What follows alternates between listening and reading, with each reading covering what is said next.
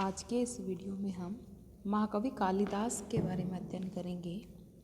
कालिदास लौकिक संस्कृत साहित्य परंपरा में महाकवि के रूप में समादूत है। उनकी रचनाओं में संस्कृत साहित्य का अद्भुत उन्मेष एवं अभ्युदय देखने को मिलता है। वे सर्वतोन्मुखी प्रतिभा के धनी थे। उन्होंने साहित्य के विविध विधाओं में सृजनशीलता की जिन ऊंचाइयों को छुआ, उनके पूर्ववर्ती एवं परवर्ती साहित्यकार वहां नहीं पहुंच पाए। कालिदास के अगर जीवनी के बारे में देखें तो कालिदास के जीवन के बारे में हमें बहुत कम जानकारी उपलब्ध है। यहाँ तक कि वे किस युग में हुए, इस बात पर भी लंबे समय तक विद्वानों में विवाद रहा है। इसका कारण यह है कि कालिदास ने न तो कभी स्वयं अपने काल अथवा तिथि का उल्लेख किया है और न ही कभी अपने आश्रयदाता का नामोल्लेख किया। हाँ, इतना आवश्यक कि उन्होंने कहीं कहीं परोक्ष रूप से अपने आश्रयदाता का उल्लेख अवश्य किया है। यह कह देना प्रासंगिक होगा कि भारतीय परंपरा में कालिदास का नाम और संबंध विक्रमादित्य की उपाधि धारण करने वाले किसी शासक के साथ जुड़ा हुआ है। कालिदास का विक्रमादित्य के साथ एक संबंध इतना घनिष्ठ कि जब जब भी कोई राजा विक्रमादित्य की उपाधि धारण करता, उसके साथ कालिदास की कहानियां जोड़ती जाती रही। यही कारण है कि बहुत से लोग 11वीं शताब्दी ईस्वी में हुए राजा भोज तक को कालिदास का संरक्षक बताते हैं। हार्नी और फर्ग्यूसन आदि विद्वानों ने कालिदास को 6वीं शताब्दी ईस्वी में हुए नरपति यशोवर्मन का राजकवि बताया है। यशोवर्मन ने हुणों को पराजित करके विक्रमादित्य की उपाधि धारण की थी। बहुत से विद्वान कालिदास को प्रथम शताब्दी ईसा पूर्व में रखते हैं। ऐसा मानने वाले कुछ विद्वानों का तर्क है कि भारत में विक्रम संबंध का आरंभ 57 ईसा पूर्व में माना जाता है। इन विद्वानों के अनुसार इस संबंध का आरंभ करने वाले शासक विक्रमादित्य प्रथम शताब्दी ईसा पूर्व में हुआ था और कालिदास उसके राजकवि थे। ये विद्वान कालिदास की रचनाओं के अंत साक्ष्य के आधार पर अपने मत को स्थापित करते हैं। इनका मुख्य तर्क यह है कि प्रथम शताब्दी ईस्वी में कुषाण काल में हुए प्रसिद्ध बौद्ध विद्वान अश्वघोष और कालिदास की रचनाओं में अत्यधिक साम्य है। ये विद्वान कथानक की रचना और विकास, वर्णन की शैली, अलंकार प्रयोग, छंदों के चुनाव और शब्द विन्यास की दृष्टि से अश्वघोष और कालिदास समानता दिखते हैं। तीसरे मत के विद्वान वे हैं जो कालिदास को गुप्त सम्राट चंद्रगुप्त द्वितीय विक्रमादित्य का राजकवि मानते हैं। कालिदास के ग्रंथों की भाषा और गुप्तकालीन अभिलेखों और सिक्कों की भाषा में असाधारण समानता है। उनके ग्रंथों में जिस समृद्ध परिवेश, धार्मिक सहिष्णुता और दंड नीति की अकठोरता का वर्णन हुआ है, वह गुप्त युगीन प्रतीत होती है। इसके अतिरिक्त उन्होंने मंदिरों, देवी देवताओं की मूर्तियों का उल्लेख और वर्णन किया है। इससे भी उनका गुप्त युगीन होना सिद्ध होता है।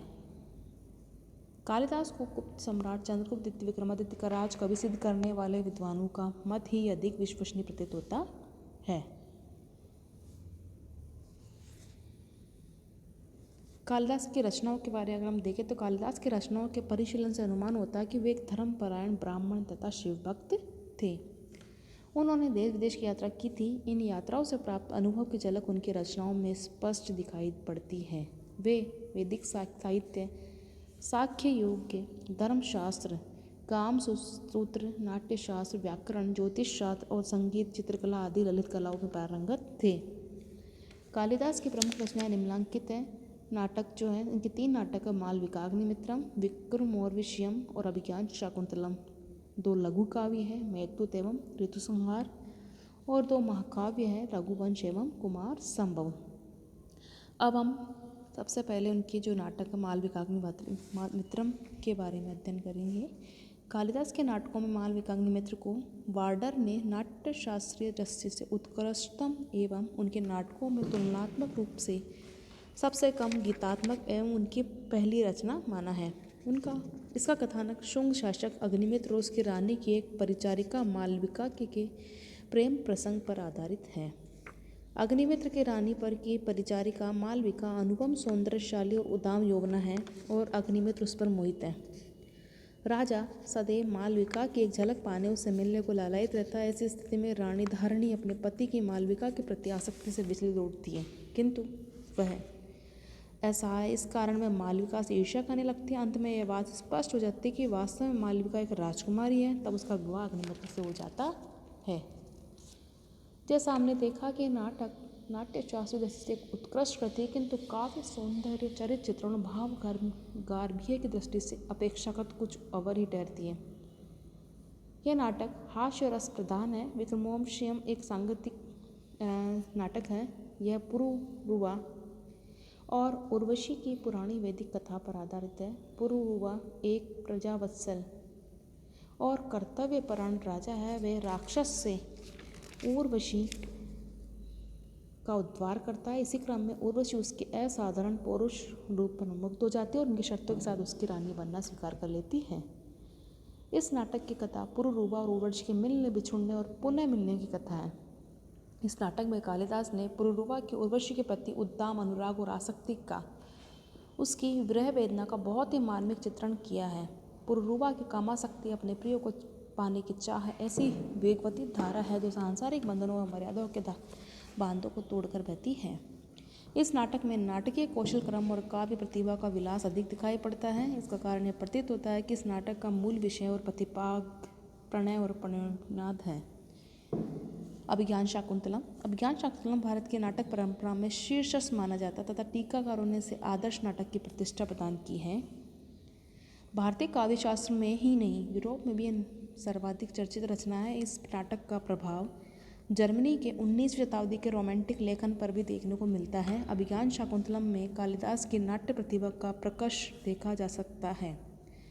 यह उनकी अंतिम कृति है। इसकी गणना विश्व के महानतम कृतियों में होती है। रविन्द्रनाथ टैगोर अभिज्ञान शाकुंतलम के विषय में कहते हैं कि प्रेम और सौंदर्य का ऐसा सरस, हृदयगामी एवं मर्मस्पर्शी चित्रण अन्यत्र देखने को नहीं मिलता।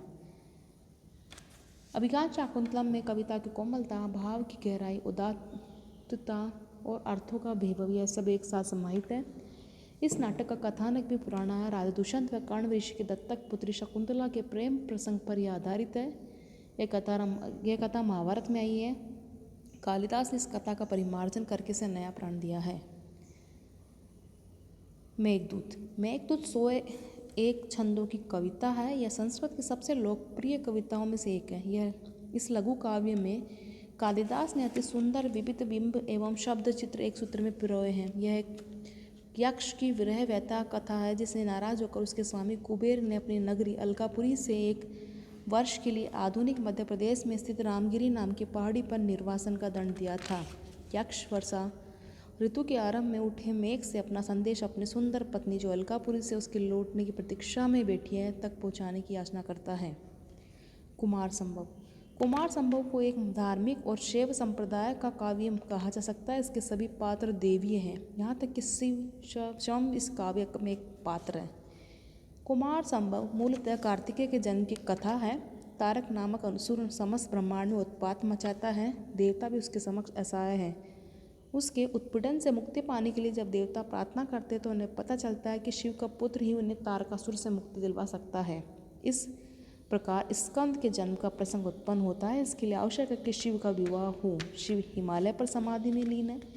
दूसरी ओर पार्वती शिव को पति रूप में पाने के लिए तप कर रही है। शिव की समाधि भंग करने के लिए तथा उनमें काम का भाव जागृत करने के लिए इंद्र कामदेव को भेजता है। कामदेव समाधि भंग करने में सफल तो हो जाता है, किंतु शिव समाधि भंग हो जाने से क्रोधित होकर उसे भस्म कर देते हैं। इसके बाद शिव और पार्वती के प्रणय एवं विवाह का वर्णन आता है। कार्तिक का जन्म होता है जो आगे चलकर देवताओं की सेना का नेतृत्व करते हुए तारक का वध करता है। कुमार संभव में 18 सर्ग है। मल्लिनाथ आदि टीकाकारों ने इसके पहले 8 सर्गों पर ही टीकाएं लिखी हैं। कुमार संभव के मुख्य पात्रों के चरित्र चित्रण में कालिदास की निपुणता निर्विवाद है। शिव के क्रोध से भस्म कामदेव की पत्नी रति के विलाप, जटिल के वेश में शिव का पार्वती के साथ संवाद प्रथम सर्ग में, हिमालय का वर्णन तीसरे सर्ग में, कामदेव जनित वंसल ऋतु के आकस्मिक आगमन आदि प्रसंग अनेक ऐसे परिच्छेद है जो पाठक को वशीभूत कर लेते हैं। रघुवंश। बार्डर के अनुसार रघुवंश राम के वंश के राजाओं के जीवन वृत्तों की शब्द विथिका अर्थात दीर्घा है। इसमें कालिदास ने पुरुषार्थ, चतुष्टय, अधर्म, काम एवं मोक्ष का अनुसरण करने वाले रघुवंश के राजाओं के आदर्श जीवन व्रत प्रस्तुत करते हैं। पुरुषार्थों के विवेचन के संदर्भ से ही इस काव्य की विषय वस्तु में एकता व विकास देखा जा सकता है, अन्यथा यह परस्पर असंबद्ध व्रतों की श्रृंखला है। रघुवंश के आरंभ में कालिदास स्वयं कहते हैं कि रघुवंशियों में जो असामान्य गुण विद्यमान थे उन्हीं गुणों के कारण मुझ में इस काव्य के प्रणयन की इच्छा हुई। आगे कहते हैं कि वे रघुवंशी शास्त्रों द्वारा अनुमोदित नियमों के अनुसार यज्ञ करते हैं। भारतीय साहित्यालोचक रघुवंश को कालिदास की सर्वश्रेष्ठ कृति मानते हैं। 19 सर्गों के इस महाकाव्य को भारतीय काव्य जगत की शिरोमणि माना जाता है। रघुवंश का कथानक रामायण की कथा एवं पुराणों के आख्यानों पर आधारित है। इसमें सूर्य वंश के 30 राजाओं का वर्णन है। इसका महाकाव्य का आरंभ महाराजा दिलीप की कथा से होता है और अंत कामी अग्निवर्ण के साथ। काव्यात्मक सौंदर्य की दृष्टि से महत्वपूर्ण इस महाकाव्य में अनेक स्थल हैं। रघु के पुत्र अज का इंदुमती से विवाह, इंदुमती की मृत्यु, अज विलाप, सीता निर्वासन, पुष्पक विमान से रानी सीता के भ्रमण के क्रम में पड़ने वाले प्राकृतिक दृश्यों का वर्णन आदि। ऋतुसंहार।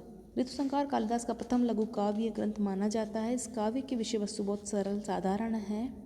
साहित्यिक शास्त्रियों एवं टीकाकारों ने इसकी उपेक्षा की है। विषय वस्तु के साधारण होने के कारण इसमें चरित्र चित्रण के लिए अवसर नहीं है। इस काव्य में साहित्य शास्त्रियों ने और रसिकों ने अधिक रुचि नहीं ली है। इस काव्य में 6 सर्ग है जिनमें भारत की ऋतुओं ग्रीष्म, वर्षा, शरद, हेमंत, शिशिर और बसंत का बड़ा ही सहज सरल वर्णन है। अब हम कालिदास का काव्य सौष्ठव के बारे में वर्णन करेंगे। कालिदास की कृतियों के गुणों की तुलना करते हुए भारतीयविद एवं संस्कृत साहित्य का प्रसिद्ध साहित्यकार कहता है कि भारतीय साहित्यालोचकों ने कालिदास के काव्यों में मेघदूत को अभिव्यक्ति, संक्षिप्तता, विषय वस्तु की विपुलता, रसानुभूति जागृत करने की क्षमता के दृष्टि से सर्वश्रेष्ठ काव्य माना है।